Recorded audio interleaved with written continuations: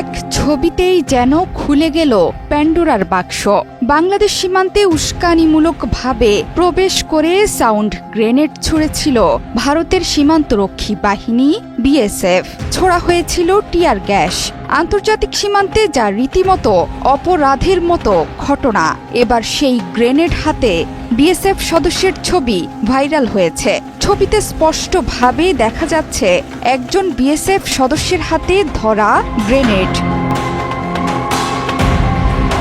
শনিবার চাঁপাইনবাবগঞ্জের শিবগঞ্জ সীমান্তে বাংলাদেশিদের ওপর বিএসএফের হামলার বিভিন্ন ছবিতেও ছড়াচ্ছে আতঙ্ক। ছবিগুলো ভেসে বেড়াচ্ছে সামাজিক যোগাযোগ মাধ্যমে। তবে সবচেয়ে বেশি আলোচিত হয়েছে বিএসএফের হাতে সাউন্ড গ্রেনেডের ছবি, যা দেখে হতবাক বাংলাদেশিরা। এই ছবি এবং সেদিনের হামলায় উত্তেজনা, এমনকি কাঁটাতারের বেড়া তৈরি নিয়ে ছড়ানো উদ্বেগে এখন দুশ্চিন্তায় সীমান্ত পাড়ের মানুষ। বিএসএফের স্পর্ধা এতটাই বেড়েছে যে বাংলাদেশের মানুষের দিকে এখন সাউন্ড গ্রেনেড ছুটতেও দ্বিধা করছে না তারা। স্থানীয় ভারতীয়দের সাথে মিলে সীমান্তে অস্থিরতা তৈরির ষড়যন্ত্রে লিপ্ত বিএসএফ বারবার দুঃখ প্রকাশ করেও নতুন নতুন উত্তেজনা তৈরি করছে তারা। আর সেদিন থেকেই বিএসএফের হাতে সাউন্ড গ্রেনেডের ছবি ফেসবুকে ভেসে বেড়াচ্ছে। ভাইরাল ছবিতে দেখা গেছে কালীগঞ্জ সীমান্তের ওপারে ভারতের অংশে দাঁড়িয়ে 5 জন বিএসএফ সদস্য।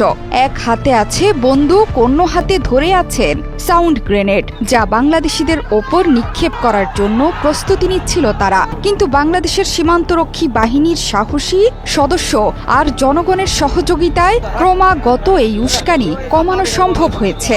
এছাড়া স্বরাষ্ট্র উপদেষ্টা জাহাঙ্গীর আলম চৌধুরী বলেছেন, সাউন্ড গ্রেনেড ব্যবহার করছে ভারতের বিএসএফ, তাই এখন থেকে বিজিবিও ব্যবহার করতে পারবে। বিজিবিকে টিয়ার শেল ও সাউন্ড গ্রেনেড কেনার অনুমতি দেওয়া হয়েছে। কেনার পর তারা এগুলো ব্যবহার করতে পারবেন বলেও জানান তিনি। বিজিবি কেন তারা সাউন্ড গ্রেনেড মারে নাই বা কেন টিয়ার শেল মারে নাই, এইগুলি তো বিজিবির কাছে নাই। যেহেতু বিজিবির কাছে তো সব লেথাল ওয়েপেন, এই জন্য তো ওইটা তো তারা মারতে পারে নাই। এই জন্য আমরা তাদের এখন পারমিশন দিয়ে দিয়েছি এবং খুব তাড়াতাড়ি এই জিনিসগুলি ক্রয় করা হবে। সেদিন চাঁপাইনবাবগঞ্জের চৌকা সীমান্তে জোর করে বাংলাদেশের ভেতরে প্রবেশ করে আম, বড়ই এবং ফসল কাটতে চেয়েছিল ভারতীয়রা। তাতে বাংলাদেশিরা বাধা দিলে দুই পক্ষের মধ্যে তৈরি হয় তুমুল উত্তেজনা। এমনকি ওপার থেকে গোলা, ককটেল এবং টিয়ার গ্যাস ছোড়ে বিএসএফ। তবে পুরো পরিস্থিতিতে বাংলাদেশের জনগণের সাথে কাঁধে কাঁধ মিলিয়ে সামাল দিয়েছেন বাংলাদেশের সীমান্তরক্ষী বাহিনী বিজিবির সৈন্যরা। এই বিষয়ে কর্নেল গোলাম কিবরিয়া জানান, চৌকা কিরণগঞ্জ সীমান্তে দিনভর উত্তেজনা থাকলেও বিকেলের পর পরিস্থিতি নিয়ন্ত্রণে আসে। বর্তমানে কঠোর নজরদারি চলমান আছে 1200 গজ কাঁটাতারের বেড়াবিহীন সীমান্তে। বিজিবি আমরা দিনরাত প্রস্তুত আছি। আমরা ইনশাল্লাহ যে কোনো পরিস্থিতি আমাদের বিজিবির কন্ট্রোলে আছে। মাঠে কাজ করা কৃষক বাদে অন্য কাউকেই সেদিকে যেতে দেয়া হচ্ছে না। উৎসুক জনতা সেখানে ভিড় জমালেও তাদের সরিয়ে দেওয়া হয়েছে। পাশাপাশি ওপারের সীমান্ত থেকেও কাউকে এখন পর্যন্ত দেখা যায়নি। তবে যে কোনো পরিস্থিতি মোকাবেলায় প্রস্তুত আছে বিজিবি।